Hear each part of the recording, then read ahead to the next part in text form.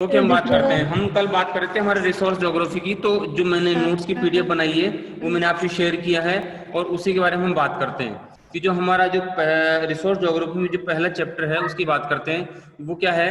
हमारा संसाधन भूगोल की प्रकृति, विशेष क्षेत्र एवं महत्व, यानी कि नेचर, स्कोप एंड सिग्निफिकेंस। कहने का मतलब संसाधन की प्रकृति क्या है, वो किस रूप में है, हम उसे किस रूप में किस तरीके से यूज करते हैं, उसका स्कोप यानी कि वो किस किस क्षेत्र में फैला हुआ है, कहाँ कहाँ उसका स्कोप है।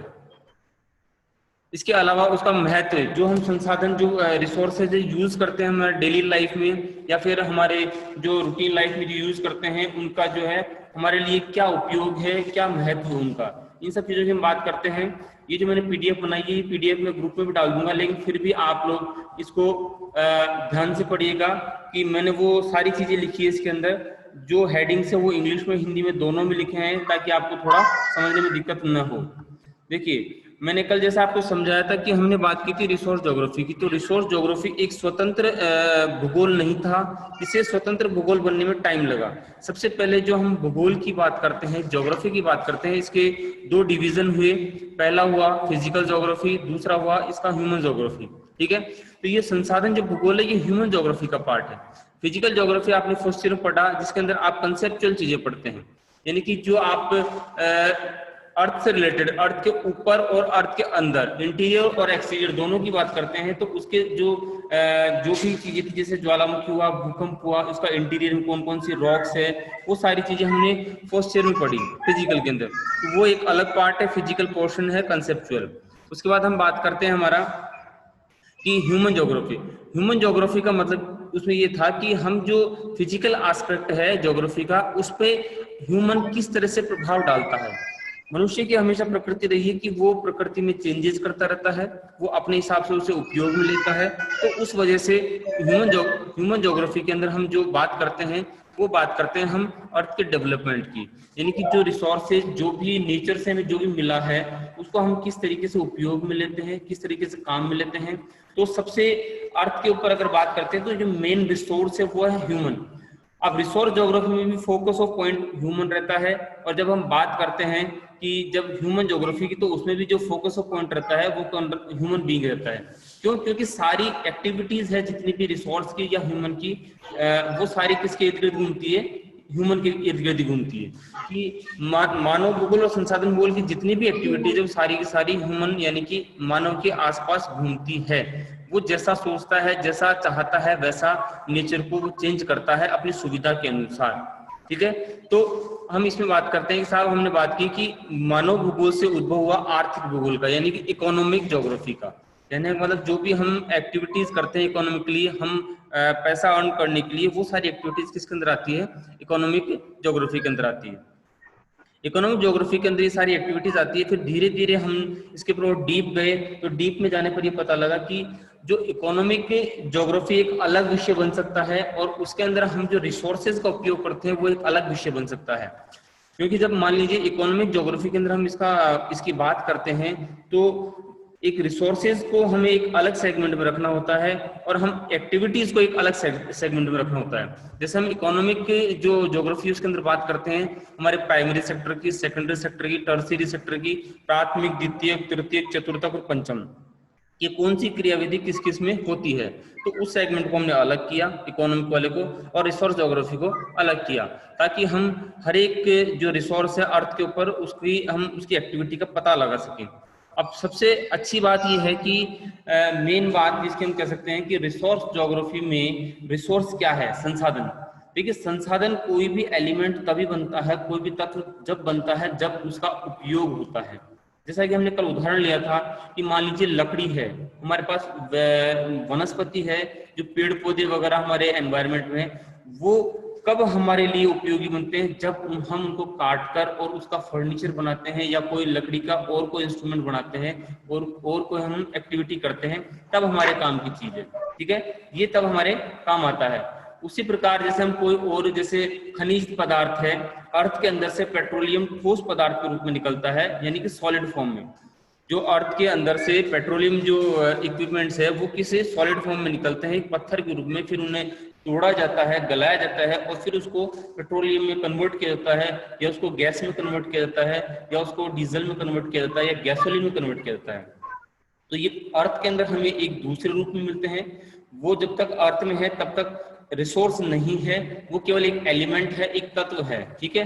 लेकिन जब उसको बाहर निकाला जाता है और उसके ऊपर वर्कआउट किया जाता है, तब जाके वो क्या बनता है, एक रिसोर्स बनता है। जब ह्यूमन बीइंग के वो काम आने लगता है तो वो क्या है, वो जैसे हम हमारे पेन की बात करते हैं, पेन हमारे लिखने के काम आता है, तो पेन जब तक उसके अंदर स्याही नहीं होगी, इंक नहीं होगी, वो चलेगा नहीं, तब तक वो एक रिसोर्स नहीं है। या हम पेंसिल की बात करते हैं, मान लीजिए पेंसिल आपके पास रखी हुई है, ठीक है, आप उसको यूज में नहीं ले रहे हैं, तो वो रिसोर्स नहीं है। जब आप उसको यूज कर रहे हैं तब वो क्या है, वो एक रिसोर्स के रूप में डेवलप होती है। उसी प्रकार से हर वो एक्टिविटी जिसको आप उपयोग करते हैं वो रिसोर्स के रूप में है। तो ये रिसोर्स की हमने बात करी कि एक जनरल बातचीत करी कि रिसोर्स क्या था। ये मैं पीडीएफ को रन कर रहा हूं, उसको देख लीजिएगा इसको। फिर हम बात करते हैं संसाधन भूगोल का अर्थ, मीनिंग ऑफ रिसोर्स ज्योग्राफी। ये आपकी स्क्रीन पे आया है सामने सबके, मीनिंग ऑफ रिसोर्स ज्योग्राफी दिख रहा है आपको लिखा हुआ सभी को? Yes sir. हाँ जी। तो हम बात करते हैं कि इसकी मीनिंग की। हमने अब तक ये देखा कि रिसोर्स क्या है, उसके बाद हम इसका मीनिंग समझते हैं कि संसाधन भूगोल का मतलब क्या है। संसाधन भूगोल का मतलब ये है कि अर्थ के अंदर जितने भी एलिमेंट्स है, या तो वो देखिए हर जो हम बात करते हैं क्षेत्र की, उसके अनुसार अलग अलग जो है वो एलिमेंट्स होते हैं। जैसे हम कहते हैं कि जो मिनरल्स की बात करते हैं, मिनरल्स हमारे राजस्थान में बहुत से हैं, लेकिन उनका अभी तक उपयोग नहीं हो पाया है। मिनरल्स आपके झारखंड में, छत्तीसगढ़ में, आपके पश्चिम बंगाल में, इनमें मिनरल्स बहुत ज्यादा मात्रा में पाए जाते हैं। लेकिन जहां पर इनका उपयोग हो रहा है वहां पर कहने मतलब ये डेवलप अवस्था में, डेवलपमेंट हो चुका है इनका, जहां पर अभी तक उपयोग नहीं हुआ है वहां डेवलपमेंट नहीं हो पाया। जैसे हम राजस्थान की बात करते हैं कि पेट्रोलियम की खोज तो हो चुकी, लेकिन उस खोज के साथ में उसका उपयोग अभी तक नहीं हुआ है। तो वो जब तक उपयोग में नहीं आएगा वो संसाधन नहीं है। तो संसाधन भूगोल में हम अर्थ के ऊपर कह सकते हो, अर्थ के अंदर की बात करें हम इंटीरियर की, तो जितने भी एलिमेंट्स हैं हम उनको यूज करते हैं। हम हमारे जो प्लेस टू प्लेस अलग अलग वेरी करते हैं, ये जो एलिमेंट्स होते हैं वो प्लेस टू प्लेस अलग वेरी करते हैं। जैसे कहीं पे डेजर्ट है, क्लाइमेट जो अलग अलग होता है, कहीं पे डेजर्ट है, कहीं पे मान लीजिए ठंडा है बिल्कुल, कहीं पे बहुत गर्म है, हॉट है, तो उसके अकॉर्डिंग ही हम जो है यूज करते हैं। ठंडे प्लेस में कोई भी, जैसे हम बात करते हैं हमने एसी बनाया, तो एसी कोई भी ठंडे प्लेस में यूज नहीं करेगा क्योंकि वहां ऑलरेडी ठंड है। एसी जहां पर डेजर्ट है, गर्म प्रदेश है, वहां यूज होगा। तो रिसोर्सेज का अलग अलग स्थान के अनुसार अलग अलग उपयोग होता है। तो हम संसाधन भूगोल के अंदर उन रिसोर्सेज की बात करते हैं जो जो प्लेस टू प्लेस अलग वेरी करे, ठीक है, उनका जो क्षेत्र के अनुसार अलग अलग वितरण हो, ठीक है, तो उनके प्रतिरूप यानी कि उनके अलग अलग डायमेंशंस हो। डायमेंशंस का मतलब है कि उनके अलग अलग रूप में काम आते हैं। ऐसा नहीं है कि साहब एक रिसोर्स जिस स्थान पर एक रूप में काम आ रहा है वही उसी रूप में काम आएगा। जैसे हम बात करते हैं वुड की, लकड़ी की, लकड़ी हमारे यहाँ जो इंडिया की बात करते हैं तो फर्नीचर के रूप में काम आती है। लेकिन हम जापान की बात करें, यूएसए की बात करें, तो लकड़ी घर बनाने के काम में भी आती है। तो रिसोर्सेज का प्लेस टू प्लेस अलग अलग वर्क होता है। ये है हम संसाधन भूगोल में इन सब चीजों की बात करते हैं। उसके बाद आगे बढ़ते हैं हम। इसमें एक लाइन लिखी हुई है, उसको ध्यान से देखिएगा कि प्रकृति में किसी भी संसाधन के उपयोग के ज्ञान के बाद ही वह संसाधन की श्रेणी में आता है। कि जब तक एक कोई भी एलिमेंट रिसोर्स नहीं होता, जब तक कि हम उसका यूज नहीं कर लेते। जो नेचर में जितने भी एलिमेंट्स हैं, उन एलिमेंट्स को जब तक हम यूज नहीं करते वो किस में नहीं आता, वो संसाधन यानी कि रिसोर्स में काउंट नहीं होता है। अब उसके बाद बात करते हैं, हम आगे बढ़ते हैं कि इसका जो है रिसोर्स का डेवलपमेंट कैसे हुआ। संसाधन भूगोल का डेवलपमेंट ऑफ रिसोर्स ज्योग्राफी, ये दिख रहा है आपको, संसाधन भूगोल का विकास, development of resource geography. Yes sir. जी, इसमें जो है हमने लिखा साहब कि सबसे पहले जो हम ह्यूमन बीइंग की, मानव की बात करते हैं, वो क्या करता था। आज से जब लाखों करोड़ों साल पहले की बात करते हैं, हजारों वर्ष साल पहले की बात करते हैं, तो मानव जो है आदि मानव रूप में था। वो न तो डेवलपमेंट, उसका डेवलपमेंट नहीं हुआ था, तो वो क्या करता था कि जैसे जंगलों में गया, वहां पर उसने कंदमूल फल एकत्रित किए, यानी कि जो भी फल फ्रूट्स हुए वो एकत्रित किए। उसने जो पशुओं को मार के उनको खाया, आखेट मतलब कि कहते हैं हम, वो किया। पशुचारण, जो पशु थे उनको जैसे बड़े बड़े चरागाह होते थे उसके अंदर वो चराते थे उनको और उनका पालन पोषण करते थे। वैसे वो मछली पकड़ते थे। ये क्रियाविधि थी साहब हमारे प्राइमरी सेक्टर की, जो प्राथमिक व्यवसाय जिसे हम बोलते हैं, ये एक्टिविटीज मनुष्य करता था स्टार्टिंग में। जब हम संसाधन भूगोल के विकास डेवलपमेंट की बात करते हैं तो हम बात करते हैं कि सबसे पहले क्या हुआ, फिर उसके बाद क्या हुआ, फिर एंड में क्या हुआ। तो सबसे पहले जब मानव का विकास पूरी रूप से नहीं हुआ था तो वो ये सारी एक्टिविटीज करता था, ठीक है, कि वो जंगलों से, जो फॉरेस्ट से, उससे वो फ्रूट्स एकत्रित करता था, वो जानवरों को मारता था, वो मछली पकड़ता था, ये सारी एक्टिविटीज वो करता था। और लेकिन जैसे जैसे मनुष्य को लगा कि मेरी जो नीड है, आवश्यकताएं बढ़ती जा रही है, तो नीड बढ़ने के साथ साथ उसका जो डेवलपमेंट हुआ, यानी कि हमारे जो कल्चर है उसका डेवलपमेंट हुआ। पहले जो मनुष्य था, मानव था, वो वस्त्र नहीं पहनता था, लेकिन जब उसे महसूस हुआ कि उसे वस्त्र पहनने चाहिए तो उसने उसका आविष्कार किया और वो वस्त्र, जैसे पहले पत्तों का इस्तेमाल किया, उसके बाद धीरे धीरे जो है पेड़ों की छाल का इस्तेमाल किया, फिर उसके बाद धीरे धीरे उसने धीरे धीरे कपड़ों का निर्माण करके वो ऐसे अपने आप को डेवलप करता गया। तो जैसा उसने अपने साथ डेवलपमेंट किया वैसे ही उसने नेचर के साथ डेवलपमेंट किया, कि नेचर में उसे ऐसा लगा कि कोई चीज को चेंज करके यूज में कर सकता है, तो उसने उसको चेंजेस किए। और इसको हम कहते हैं हमारी सभ्यता या संस्कृति, हमारा जो कल्चर जिसको बोलते हैं, वो ये कहलाता है कि ह्यूमन बीइंग डेवलपमेंट करता है अपने अंदर, ह्यूमन बीइंग डेवलपमेंट करता है हमारे नेचर के अंदर, ह्यूमन बीइंग डेवलपमेंट करता है उसके आसपास के एनवायरनमेंट में। That is called culture. ये कहलाता है हमारा कल्चर। उसके बाद फिर हम बात करते हैं कि खुद की डेवलपमेंट के साथ साथ उसकी नीड थी कि खाना, ठीक है, तो उसने एग्रीकल्चर सेक्टर पे ध्यान दिया। उसकी नीड थी साहब, उसे और भी ज्यादा चीजों की, वस्तुओं की आवश्यकता हुई, तो उसने खनन कार्य जो शुरू किया, यानी कि जो मिनरल्स को है अर्थ के अंदर से निकालना शुरू किया, ठीक है, उनको निकाल के उनका यूटिलाइज किया। कि वो पहले हमारे तांबे के बर्तन चलते थे, फिर उसके बाद कांसे के बर्तन चले, ठीक है, इस तरीके से वो चेंजेस होते रहे कि उन्होंने उसका फॉर्मेट चेंज करते गए और आज हमारे पास स्टील के बर्तन हो गए। और हम कहते हैं कि और भी स्ट्रॉन्ग, इसके अंदर बहुत से एक्स्ट्रा उन्होंने एलिमेंट्स मिला के स्ट्रॉन्ग वाले जो बना लिए हैं, तो उनका डेवलपमेंट इस तरीके से हुआ। तो ये हमारा कल्चर का डेवलपमेंट की बात करते हैं, तो ये इस तरीके से हुआ। मानव का डेवलपमेंट यानी कि ह्यूमन बीइंग का डेवलपमेंट, उसके साथ ही उसका एग्रीकल्चर डेवलपमेंट, ठीक है, उसका खनन डेवलपमेंट, ठीक है, जो मिनरल्स को बाहर निकालता है उसका। उसके अलावा जो अपने आसपास का जो एनवायरनमेंट है उसका डेवलपमेंट किया, यानी कि जैसे मान लीजिए हम घर जो पहले थे कच्चे होते थे लेकिन बारिश में टूट फूट जाते थे, फिर उसने ईंट पत्थर के मकान बनाने शुरू किए, लकड़ी के मकान बनाने शुरू किए, जिससे कि वो सुरक्षित रह सके। तो इस तरीके से जब उसने डेवलपमेंट किए तो ये था हमारा कल्चरल डेवलपमेंट। फिर धीरे धीरे ऐसे डेवलपमेंट होने के साथ साथ ही किसका डेवलपमेंट हुआ, ये हमारे संसाधन भूगोल का डेवलपमेंट स्टार्ट हुआ। फिर धीरे धीरे हम बात करते हैं, जैसा कि अभी हमने शुरू में बात की थी, कि भूगोल का जो है प्राचीन समय में भूगोल का डेवलपमेंट हुआ। उसके बाद मध्यकाल की हम बात करते हैं, जो 6वीं शताब्दी से लेकर 16वीं शताब्दी के बीच में जो इसका डेवलपमेंट हुआ, उस डेवलपमेंट में अरब भूगोलवेताओं का, हम ब्रिटिशर्स का, हम जो जर्मनी है, फ्रांसीसी है, या यूएसए के जो जोग्राफर्स है, उन्होंने इसका डेवलपमेंट किया। उस डेवलपमेंट में उन्होंने काफी सारे खोज की, इन्वेंशंस की। उस इन्वेंशन से पता लगाया कि क्लाइमेट क्या है, नेचर क्या है, हम उसमें कैसे इन्वॉल्व होते हैं, या ह्यूमन का या एनवायरनमेंट का रिलेशन क्या है, उन सब चीजों का पता लगा। फिर उन्होंने बहुत सारी चीजें बताई।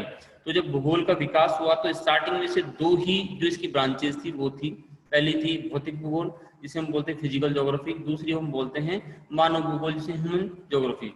इनको अलग इसलिए किया गया क्योंकि फिजिकल ज्योग्राफी में हम फिजिकल एस्पेक्ट की बात करते हैं अर्थ के, चाहे वो इंटीरियर हो चाहे वो एक्सटीरियर हो, उन दोनों की बात करते हैं।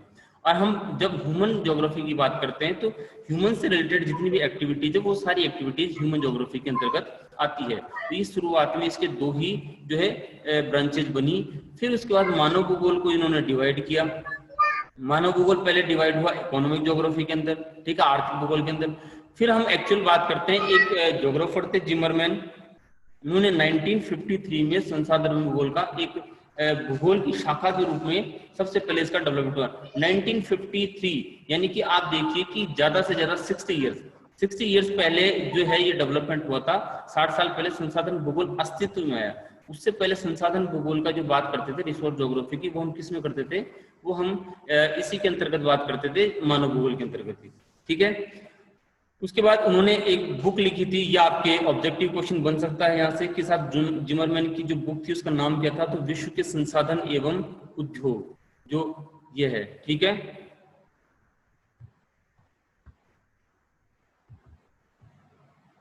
उसके बाद आगे बढ़ते हैं बेटा।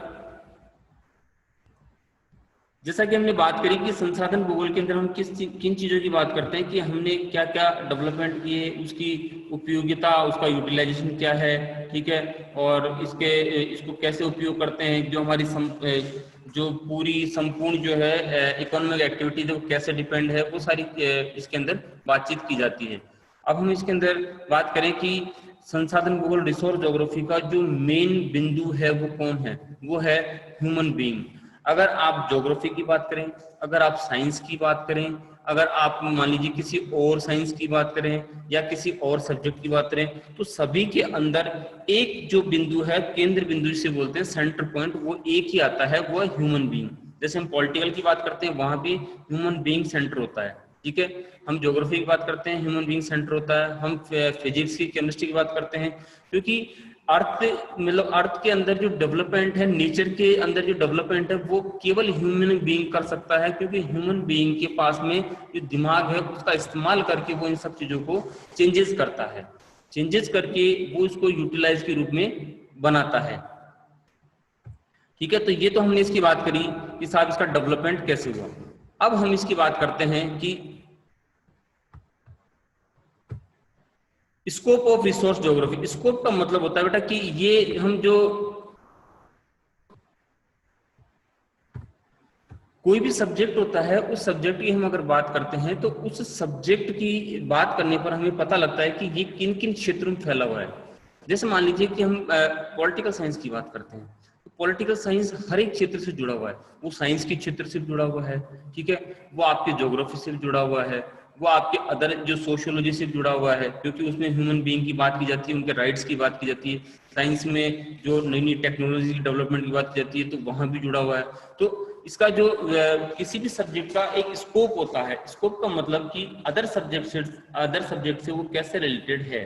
तो उसी प्रकार हमारे संसाधन भूगोल जो रिसोर्स ज्योग्राफी है, ये भी एक इसका भी स्कोप है कि ये सभी सब्जेक्टों से आपस में जुड़ा हुआ है, क्योंकि हम बात करते हैं रिसोर्सेज की, और रिसोर्सेज साइंस में भी आते हैं, रिसोर्सेज आपके टेक्निक में भी आते हैं, रिसोर्सेज आपके नेचर में भी आते हैं, तो जीव विज्ञान, जूलॉजी, बॉटनी, इन सब में आते हैं। तो ये सारे आपस में इंटरलिंक है एक दूसरे से। तो हम इसकी बात करते हैं, संसाधन भूगोल की जो स्कोप है, जो विषय क्षेत्र है, इसको 4 भागों में बांटा गया है। इसको 4 भागों में बांटा गया है। केवल वर्डिंग समझ में आसानी से आएगा। हम बात करते हैं सबसे जो पहला इसका जो पार्ट है वो है प्राकृतिक संसाधनों का उद्भव तथा वितरण। प्राकृतिक संसाधन का मतलब ये कि नेचुरल रिसोर्सेज, जो नेचुरल रिसोर्सेज है कि उनका वो कैसे आए अस्तित्व में, वो एग्जिस्टेंस कैसे हुआ उनका, ठीक है, और उनका डिस्ट्रीब्यूशन जो हम बात करते हैं वो कहाँ कहाँ है। नीचे एक आपके सामने एक टेबल आएगी जिसमें लिखा हुआ संसाधन भूगोल का विषय क्षेत्र, वहां पर प्राकृतिक संसाधनों का उद्भव तथा वितरण, उसमें लिखा हुआ है कि जल, पानी क्या है, ये नेचुरल रिसोर्सेज। पानी जो है हर जगह है, पूरी अर्थ पर है, ठीक है। तो जब ये पूरी अर्थ पर है तो उसका हम किसके अंदर करेंगे, नेचुरल रिसोर्सेज के अंदर इसका बात करते हैं कि उसका कैसे एग्जिस्टेंस हुआ और कैसे उसका डिस्ट्रीब्यूशन है पूरे वर्ल्ड में। हम बात करते हैं मिट्टी की, मृदा की, सॉइल की, ठीक है। तो उसकी भी वही है कि पूरे विश्व में फैली हुई है, हर जगह अलग अलग है। उसकी जो प्रॉपर्टीज की बात करते हैं वो अलग अलग है, विशेषताएं जो हम कहते हैं। उसके बाद हम वनस्पति की बात करते हैं, वेजिटेशन जो हमारे नेचर में है, पेड़ पौधे, घास फूस वगैरह जो भी है, तो वनस्पति, तो वो भी पूरे वर्ल्ड में जो कहते हैं अर्थ के ऊपर चारों तरफ फैली हुई है, तो उसकी बात करते हैं। फिर हम उसके बाद बात करते हैं जंतु जगत की। जंतु जगत के अंदर ध्यान रखिएगा कि ह्यूमन बीइंग भी आता है और जो पशु पक्षी वो दोनों आते हैं, ठीक है, उनकी बात करते हैं। तो ये भी किसमें आते हैं, नेचुरल रिसोर्सेज में। उसके बाद हम बात करते हैं खनिज यानी कि मिनरल्स की, वो भी हमें नेचुरल रिसोर्सेज है जो अर्थ के इंटरनल पार्ट से हमें मिलते हैं, तो वो भी क्या है, नेचुरल रिसोर्सेज है। तो ये तो पहला जो संसाधन भूगोल का स्कोप था, उसमें बात करी कि नेचुरल रिसोर्सेज कौन कौन से हैं, वो हमारे उनका जो है उनका एग्जिस्टेंस कहाँ से हुआ और उसके अलावा उनका डिस्ट्रीब्यूशन कहाँ का रहेगा, जिन सब चीजों की हम इसके अंदर बात करते हैं। दूसरी बात करते हैं हम संसाधन भूगोल का विषय क्षेत्र के अंदर है वो मानव संसाधन। मानव संसाधन का मतलब है हम पॉपुलेशन, हमारी जो है ऑल ओवर वर्ल्ड पॉपुलेशन की बात करते हैं कि साहब उसमें कितने बुजुर्ग हैं, कितने बच्चे हैं, कितनी महिलाएं हैं, कितने यंग है, कितने ओल्ड एज है, तो वो सारी चीजें इसमें बात करते हैं। इसमें हम बात करते हैं उनकी वृद्धि की, यानी कि ग्रोथ की, वितरण, उनका डिस्ट्रीब्यूशन कहाँ कहाँ, मान लीजिए कहीं पर ज्यादा होता है, कहीं पर कम होता है। उसके बाद हम बात करते हैं मानवीय छांट की। ये एक ऐसा वर्ड है, मानवीय छांट का मतलब होता है मनुष्य अपने नेचर के अनुसार डेवलप होता है, कि उसे कोई चीज अच्छी लगती है, कोई चीज नहीं, जो चीज अच्छी नहीं लगती है उसको वो अवॉइड करता है, और जो चीज उसको अच्छी लगती है उस चीज को वो एक्सेप्ट करता है और उसी के अनुसार अपने आप को वो ढालता है। ये है मानवीय छांट, कि मानव अपने नेचर के अनुसार चलता है। फिर बात करते हैं इसके अंदर हम संस्कृति की। संस्कृति का मतलब है कि जैसे ह्यूमन बीइंग का जो एक ग्रुप डेवलप हो जाता है वो क्या है, वो एक संस्कृति है। मान लीजिए एक कस्बा बन गया, एक गांव बन गया, एक ढाणी बन गया, या एक सिटी बस गया, तो वो सिटी पूरे एक कल्चर को अपनाती है। मान लीजिए किसी गांव के लोग हैं, वो किसी एक कल्चर को अपनाते हैं, एक अपना जो परिवेश है उसको अपनाते हैं, पहनावा एक होता है उनका, उनकी बोलचाल एक होती है, उनका रहन सहन एक जैसा होता है, तो वो कहलाता है उनकी संस्कृति। उसके बाद बात करते हैं कौशल की। कौशल यानी कि उनका जो कहते हैं कि किसी काम को करने की कैपेसिटी। मान लीजिए कि एक गांव में बहुत से लोग रहते हैं, लेकिन ऐसा तो है नहीं कि सभी एक जैसा काम करते हैं, सबकी अलग अलग स्किल्स होती है, ठीक है। जैसे मान लीजिए कोई फर्नीचर का काम करता है, ठीक है, कोई कृषि का कार्य करता है, या कोई मटके बनाने का काम करता है, या कोई और अदर एक्टिविटीज में पार्टिसिपेट करता है, तो वो उसके अंदर उसका कौशल आता है। उसके बाद हम बात करते हैं संसाधन। तीसरा इसके अंदर जो है इसका मेजर पार्ट वो है संसाधन का विषय क्षेत्र में, वो है संसाधन उपयोग। अब ये तो थे हमारे नेचुरल रिसोर्सेज और मानव संसाधन। अब इन चीजों का हम उपयोग कैसे करते हैं, इन जो ये जितने भी सारी चीजें इनका उपयोग, जैसे जल है उसका कहाँ कहाँ उपयोग है साहब, कि जल का उपयोग जैसे सिंचाई में भी किया जाता है, पीने में भी किया जाता है, और भी बहुत सारी एक्टिविटीज है जिनमें जल का उपयोग किया जाता है। अब हम भूमि की बात करते हैं, तो भूमि का उपयोग कहाँ कहाँ है साहब। भूमि की जो बात करें कि एग्रीकल्चर में है, एग्रीकल्चर के अलावा हम जैसे डैम वगैरह बनाते हैं वो है। फिर भूमि का आप देखिए कहीं पर बंजर है, कहीं पर उपजाऊ है, तो इसके अलग अलग यूज है। जहाँ पर बंजर है, मान लीजिए वहाँ पे फसल वगैरह नहीं होती है, तो उसका किसी और रूप में यूटिलाइज करते हैं, कि वहाँ पे कुछ और डेवलपमेंट करते हैं, वहाँ पे मान लीजिए खनन कार्य करते हैं, जिससे कि उस भूमि का यूटिलाइजेशन हो जाए और हमारी जो है जो उपजाऊ भूमि है वो खराब भी नहीं हो। फिर बात करते हैं हम सौर ऊर्जा की। सौर ऊर्जा एकमात्र ऐसी चीज है जो हम कहीं भी कैसे भी डेवलप कर सकते हैं, और ये स्थायी रूप से डेवलप कर सकते हैं। अच्छा बेटा जी, आपका आज का टाइम खत्म हो गया है, हम बाकी बात करेंगे कल, ठीक है। आज हम इतना ही रखेंगे क्लास में, ठीक है ना। बाकी का ये चैप्टर कल करेंगे, और उसके बाद ये पीडीएफ में आपके जो है उसके उसमें ग्रुप में डाल दूंगा, फिर वहां से बेटा इसको डाउनलोड कर लीजिएगा, ठीक है। Okay sir, thank you sir. Okay बेटा। सर कल भी टाइम यही है क्या? बेटा कल का टाइम मैं डाल दूंगा, उसके अंदर आप देख, आज तो क्या नेटवर्क की प्रॉब्लम थी, इस वजह से थोड़ा ये दिक्कत हो गई, ठीक है। मैं टाइम डाल दूंगा उसमें ग्रुप में, ठीक है बेटा। Okay sir.